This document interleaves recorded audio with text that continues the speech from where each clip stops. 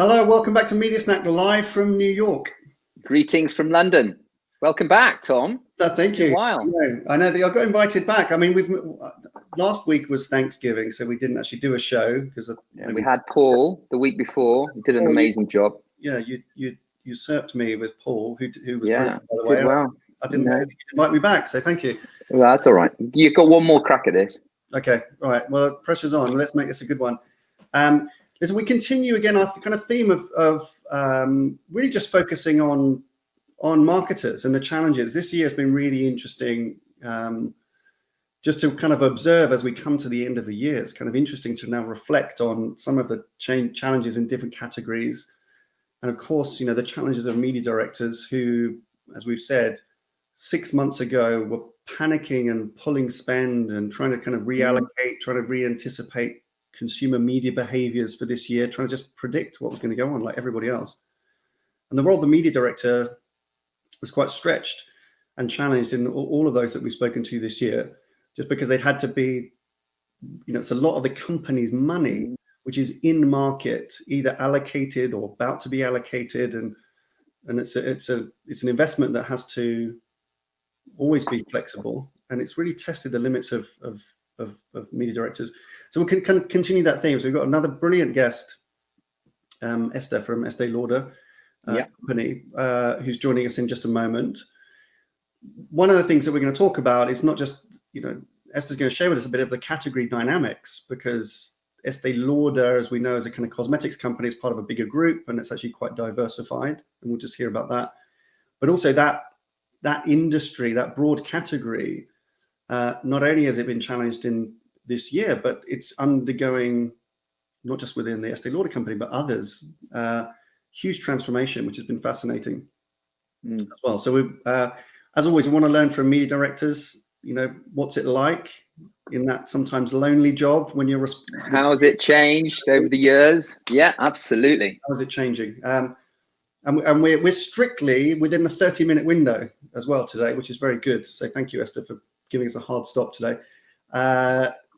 So let's stop waffling on and get her on and see Esther. Hi, Esther. Hi, everyone. Esther, welcome. Thank you very much. I'm so happy to be here, the first guest of December. Thank you so much for having me. Very excited to, share the community. I love this group and the community you built. And yeah, I hadn't done this before, so very grateful for you to have me. Very good. Very good. So just to give people a bit of context, you're one of the rare group, I think, of media professionals that has a multi-dimensional view of the industry. Because there's not many people that have worked both on the vendor side or the publisher side, in the agency, and as on the advertiser side. So just give us a quick kind of snapshot. Like what have been your angles and from where over the years? Yeah, thank you. So I've been working for about 20 years now, and yes, in fact, there are the 3 chapters that I'm, very happy about. I started almost by chance after college in sales, so vendor side in Germany, working for CNN, selling all CNN properties around the world to international advertisers. Did that for like 5-6 years in Germany and in France. Then that's when I switched to the media agency side, so MEC and Mindshare for almost 10 more years in France and in the US, various accounts, very wide array: Michelin, Chanel, Remy, DHL, Campbell Soup, American Express. So always try to tackle different categories, and then moved to Estée Lauder, first time on the brand side, almost 8 years ago now. So it's 3 chapters in those 20 years, and the perspective, I think it's very valuable. I've always thought, that it's sometimes easier for the agencies to blame the vendors, the clients blame the agency blames the vendors, but when you've been on all sides, I think I have a little bit more empathy sometimes for those dynamics. And when I joined Estée specifically after so many years on the media agency side, certainly one of the first things I try to do is, taking ownership and responsibility on the client side for how well you brief impacts how well the agency responds to you. When do you brief, and how you give feedback. And so there is a lot of responsibility on the brands to, so that the agencies can do a better job. The same between agencies and vendors. So I think, that perspective is very helpful and has helped me, again, being more responsible about what I can do and how I impact. Yeah, I think we acknowledge that it makes you a better media director, makes you a better marketer, doesn't it? If you have a kind of better understanding, I think, of the world outside of brands, and just understand the dynamics of what we might rudely call the supply chain, but that's essentially what it is. The agencies and the publisher side. It's really good. We'll get on to talk about that, because as always, we want to learn about your experiences as a media director, as a global leader, as a part of a large marketing organization. As I said at the beginning, though, it's really interesting, I think, just to reflect on the year a little bit. And it's been really interesting looking at just the different category impacts this year. So perhaps you could share with us a bit about just what you think, anyway, with the dynamics in the beauty category, anyway, because there was some really exciting stuff going on, right? It's highly competitive. And then what's changed this year when people in cosmetics, people still buying cosmetics if they're staying at home?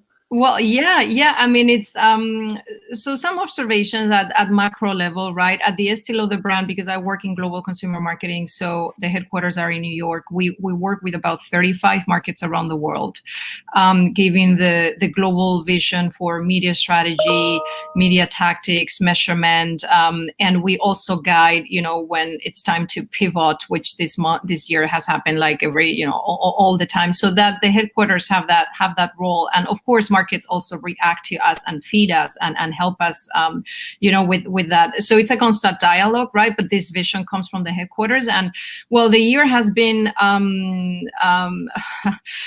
roller coaster. I think one of the things that helped Estée Lauder Companies, but also other beauty competitors, is because the pandemic has been a little bit like in phases. I mean, Asia shut down stores before the rest of the world because, things started there a little bit earlier.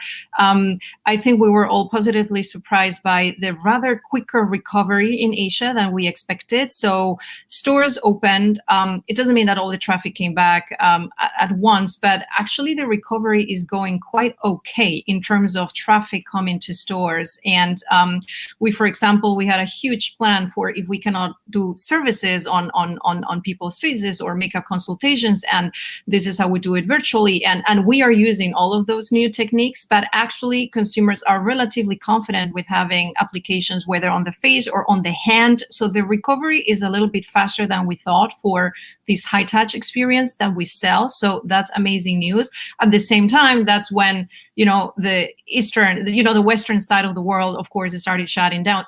But we had to be extremely agile too. We're pivoting over here, but still here we're reactive. So every region and every market had a little bit of a dynamic depending on the brick and mortar situation and how it was doing. For, I think, beauty, a couple of things have emerged. The makeup business has been the most impacted and still is. Lipstick really tanked for brands globally around the world. Foundation followed, and those are the two biggest subcategories in beauty. So, I mean, there is no way to grow anything if those two are significantly down. So there is that. For brands that are multi-category like us, but also, again, many competition, skincare actually has been has compensated largely for makeup and grown even faster than expected. There was a lot of spa at home behavior, pampering behavior, trying to, stay sane and, mentally healthy and being indoors and taking a little bit more care of yourself. So skincare actually has grown globally. And interestingly, the hair category as well, which Estée Lauder doesn't play in, but the group does, and competition, L'Oreal, they do as well. So hair has grown exponentially, actually. And then also fragrance, from a more like home scent perspective, and like the candle business, and which had been, challenged for many years, like those have been bright sparks as well. So depending on where a beauty brand is, leaning more on, are you more of a makeup brand or a skincare brand? It depends, right? But some of those brands that are multi-category, we've been able to, juggle, which from a media perspective, it impacted how we were allocating, the dollars, what categories, subcategories we were, communicating about. And then I think the biggest pivot has been, though, the reallocation of both media, but also resources to more lower funnel, tactics. Yeah. So many consumers coming to brands for the first time on .com, on their social channels. So trying to maximize the business opportunity, right? They are coming already. So they're closer to purchase at some point. So like all the retargeting, the search that has been amplified, then the boom of social selling started. So all that has sucked in media budget, of course, to drive to those new tactics versus, equity and, other more emotional campaigns. It's been more about, we have to compensate for brick and mortar closing. So all those people coming in to us, many of them for the first time, like media tactics to capture them and to get the business opportunity. So all in all, that's the macro view, and another interesting development that I think it's a little bit unique to beauty. It's all the boom of virtual or virtual services, really. So virtual try-on, it started already a few years ago, so it's not new from this year, but the adoption, basically every single market needed it now right away. Yeah. I have 2 iPads, I'm buying 25 more. Like, the rollout was accelerated. So we and Lancome, many other brands as well, the acceleration for virtual makeup try-on, or skincare diagnostics that can also be done virtually. Technology is more and more advanced. You take a picture literally with any camera, and depending on the technology you have, you can see 2-3 layers down the skin and have an analysis that is actually decent enough, taking into account that no one is touching you. So it is quite good, actually. So the acceleration, and that also sucked in budget, right? The development of that technology, the rollout. So also the media budget was impacted, with, like these are priorities right now. And then you need media to communicate that you have that technology and to drive to that technology. So the media plans and the allocation was, impacted by all of that happening quite quickly. And as I just want to kind of ask you a few questions about your role as a kind of the media. You need some free products. Yeah. But Esther, you're as a media leader within a large, or marketing leader within a large kind of global organization, leading the charge in a pandemic year. And as you said, you had to pivot really quickly. You had to be agile, not only with your activations, you had to respond to the opportunities that the marketplace had. What was the biggest challenge in doing that, and how did you prioritize your efforts and resources in the right places? So I think, honestly, somehow I feel that the biggest challenge is almost starting now, and I'll explain why. We did a lot of things, of course, with rationale, but reactively at the end of the day.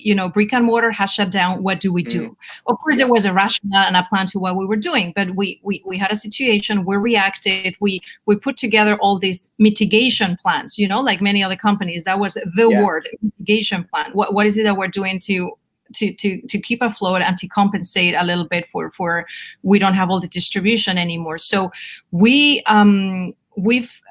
tested so many formats so quickly. Now virtual try-on is also on Google search results. Like search completely changing. So we had all these mitigation plans, all these live selling tools, all these tactics that happened. And I think now, not that the pandemic is over, but distribution is for the most part open in many places around the world, not everywhere, but for the most part it's back. Not the traffic, but at least we're getting there. It seems we're going forward versus backwards. And so I think the biggest challenge is now all those mitigation tactics that happen quickly and reactively, and so how do we rebalance media budgets now for the 1 year and the 2 years to come? What do we want to keep? What do we want to drop? Because I don't know, it was reactive, it didn't work. What are we scaling now from the things that we piloted? I think there is a little bit of challenge always to fall into pilot mentality, and at headquarters, which is what I do, we are all we're super close to Google and Facebook headquarters. I mean, really the powerhouses. And so I don't want to say piloting is easy, but we pilot with, but okay, from pilots to scale, right? I mean, that we sometimes, and that is a big, a very difficult, I find, to do. We have 35 markets, something works, and you think you've accomplished the pilot and a successful pilot, and you check, big win, and no, it's taking it to 15 markets, and that is sometimes more difficult than getting the pilot to succeed in the first place. So I think the biggest challenge is almost now, because now we have, I would say, 3 seconds to think, while when the pandemic hit, we were just, everyone came together, amazing talent, and we just made things happen. But now, okay, 3 seconds to think, what is it that we're keeping, dropping, scaling, piloting? How do we rebalance?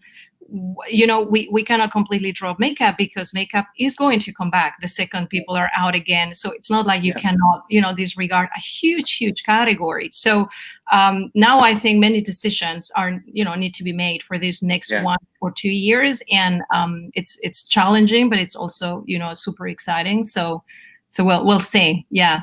Good. And you mentioned back in a year again, or in 18 months, and it will be great to see where we're at there then. Yeah.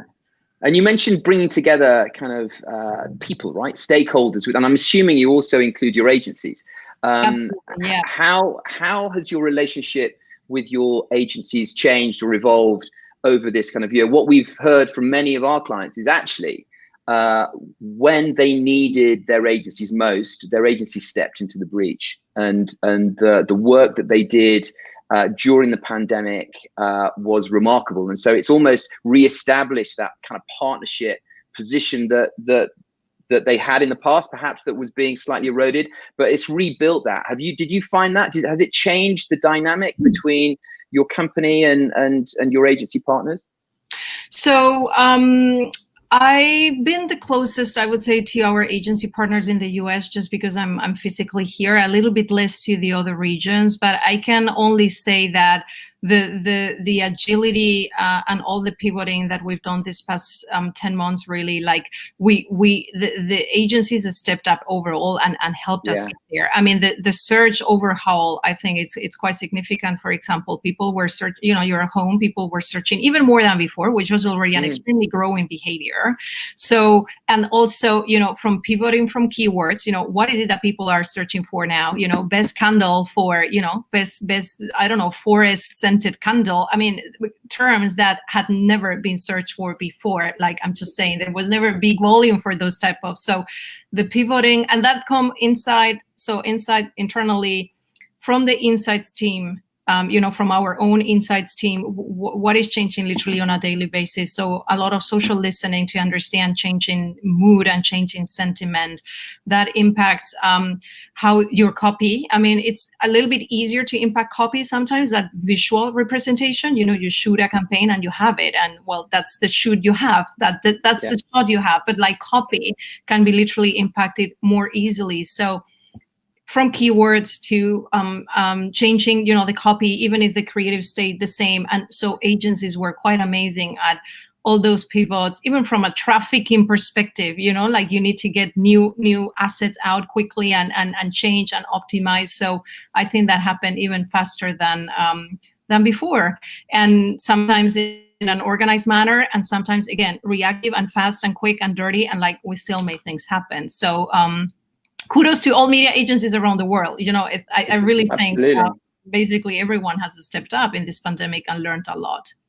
Yeah, very good. So just looking ahead, then, I mean, you've talked about the challenge of kind of planning the business ahead, because it's been interesting. We've heard this from many other businesses in other categories as well, where if you're a diversified group and you have different products, as you say, some things have boomed, whereas others have been kind of disaffected, and you've got to try and think that the business is going to come back, and how do you maximize the position that you're in? How do you approach, and media is not something which you can just organize tomorrow, right? You have to have a long-term view with media, because some of it requires like long-term investments and partnerships. How do you balance that? How can you think the year ahead, but also keep the company's dollars fluid? Because well, I think it really comes from the top, but from the top, as in the the CEO level, like giving a little bit the vision and giving you permission to also do certain things. And so I am extremely fortunate that the Estée Lauder Companies is owned by the Lauder family. We're a family-run company. They are majority stakeholders still today, and they are extremely involved in our big decisions and in our business, really. And they are in for the long term. I mean, we're celebrating Miss Estée Lauder's 75th birthday next year, actually. So we're in for the long term. We know that. And the company looks at the business 1 year out, 3 years out, and 10 years out. So the 10 years out is the compass. Of course, it's adjusted on a yearly basis, but honestly, the macros are large enough and big enough that, in 10 years, that's the vision. So we know that we are not going to drop the lip business. It's just going to come back. So, but of course, we're adjusting how we are, both our product innovation, we are adjusting it. So for example, we are pivoting maybe to more lip care products, because now, well, you're wearing a mask all the time. And even when a vaccine, whatever is there, people are going to choose to wear a mask for much longer in certain markets around the world. So it impacts our product innovation. So you have a president there saying, no one's dropping the lip business here, but we are pivoting to more of a lip care category versus, we're going to do 30 colors instead of 40. And again, this lip care is how we're gonna, or lip balms for the night, or whatever that is. So that's a pivot from a product innovation perspective. For more marketing perspective or media business, we're gonna say, okay, all our lips are gonna go on, virtual try on, capabilities. So markets, please, rally it up, because you need iPads, you need all of this stuff, and we're going to help you with it, but you need to facilitate makeup consultations virtually. It's not an option that you do not offer makeup consultations. So, again, the leader, the vision, the headquarters, gives this vision, and then, but we also give the tools of how to make it happen, right? From a media perspective, we may, for a certain time, of course, we may shift some dollars and adjust media plans to, if we see skincare, it right now is the most relevant and contextual, and now it's the winter, and, skin pampering and taking care of your skin, then we will adjust media plans accordingly. But come spring, come New York Fashion Week in February, and we will, come back to where we usually play in lip with these adjustments, and face foundation as well. So I think there is a 1 year view, and then there is quarterly planning adjustments, which have always been there, but I think now even more significantly. And then there is also another thing that that I think we've been very good at the company, is that we are digital first. I mean, it's been a few years already, right? We are digital first. We're not digital only. So with the size that the brand has, 2,000 distribution doors just in the US, there will be a few less after the pandemic, but it's still a very big distribution footprint. We still need some mass awareness for certain products, and so we are digital first. It's been a while already, but not digital only. That it took me, when I started the digital transformation at the brand, we were investing really around 20-25% of our global media budget in digital. Now we are anywhere between 60 and 80%, depending on the market, on the category. Extremely proud of that, because it's only been 5 years, so not that much to achieve that.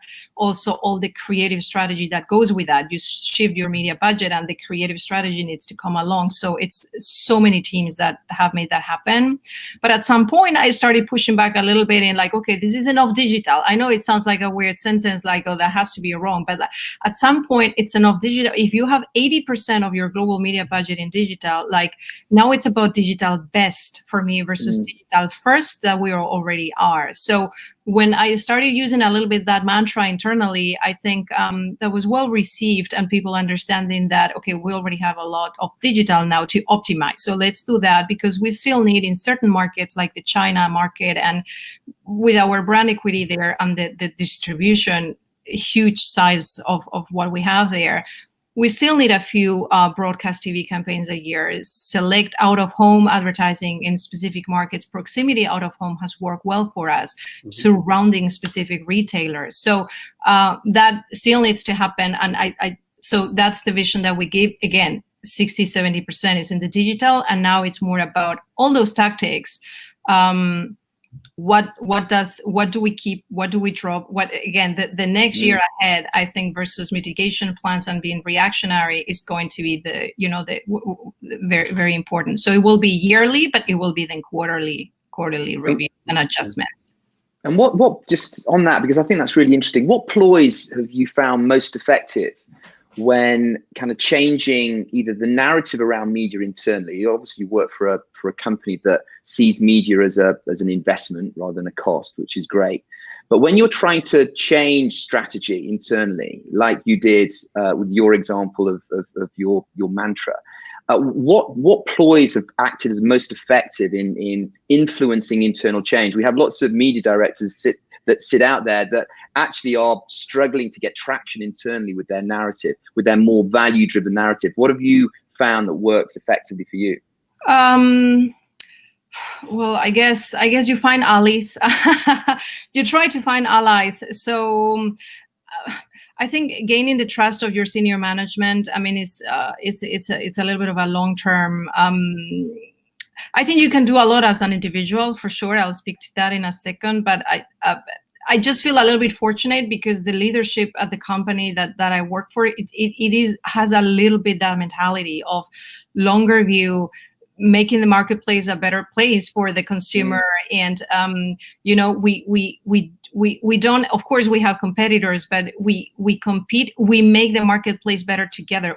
I really do hear that language internally. So again, it's a competitor, but it's like we're both here to make the marketplace better together. We speak that way internally. So it's very for sure hard competition, but like very admirable. I like that. So there is an understanding, we need brand equity. Again, the Estée Lauder family is extremely involved in some of our decisions. So the brand equity media, we need it.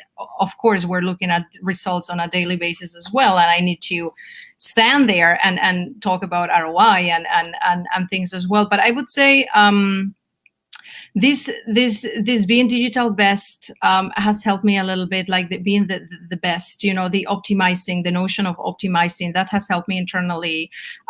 Finding allies in, my finance, which I know sounds but I've cracked that a little bit, and also other allies. So the education team, for example, who is directly responsible for our beauty advisors in stores. If media is driving traffic to store, if I more or less can prove or show or give we're driving traffic to media, we're driving traffic to stores, then of course the education team is going to be a little bit of an ally and understanding. Or now we're driving traffic to .com, of course, so the global e-commerce team is also going to maybe chip in budget, which they are doing right now already. So it's finding allies in victories, big or small. And then, I think also showing to your leadership, brands that are doing it thinking short-term, mid-term, long-term. I mean, I bring as much inspiration as I can from outside the industry. Otherwise, it's very easy to get stuck in beauty and fashion. I looked at American Express, deeply admire that brand. And when I work on that account at Mindshare, literally 10, 12 years ago, we had media budgets for innovation, which is, unheard of. They were not do whatever you want, but like, you know, they were really test and learn or test and fail media budgets 12 years ago. So Joe Billmeyer, if he's watching, you know, deep admiration for some companies who are really thinking that way. Or BMW, I think they've been amazing during the pandemic. And, you know, so bringing some of those brands as well, again and again, to leadership. Of course, they are watching out themselves as well, but I try to do that as well, so that otherwise sometimes the conversation gets very heated in beauty or in fashion. You know, you can get caught, you know, quickly in your own universe. So that's something I also try to do. Yeah. Good. Very good. I'm conscious that you've got to drop, and because we're losing you to another meeting, Esther. There are not many people with the passion and enthusiasm for media that you ever find in Esther. So if you're ever doubting your faith in the media industry and how exciting it is, and you're in New York, grab coffee with Esther. That's always my trick, because it's infectious. And I'm really pleased to hear that you're navigating well. This year so far, it's going to be a challenge. I love what you said. The biggest challenges start now. I think everyone's just learned this year, learned how to do new things. It's really good, and I think it's quite exciting, some of the challenges we've got ahead when it comes to media. Thank you so much, Esther. Thank you, Esther. That was so good. It's my pleasure. Thank you again for having me. Thank you for to the audience for listening. And again, always very grateful for what you're doing to keep the community of marketeers together, and for sharing. Thank you so much, Tom and David. Good. Okay. Thank you. Bye-bye, Esther. See you soon. We could have done another half an hour of that. Excellent. Okay, I know. Well, that's good. Esther's always got loads to share, and a good view on the role of media. As I said, you know, you won't find that many people with more enthusiasm and passion and excitement for the craft of media, which is really good. And you know, I know everyone that works with her, she's a great client to work with. So you're very lucky if you do. I think that's it for this week. We got a nice packed episode. We packed a lot in. We'll be back. We've got 2 more episodes, I think, before the end of the year. So that's all for this week. Thank you very much for watching.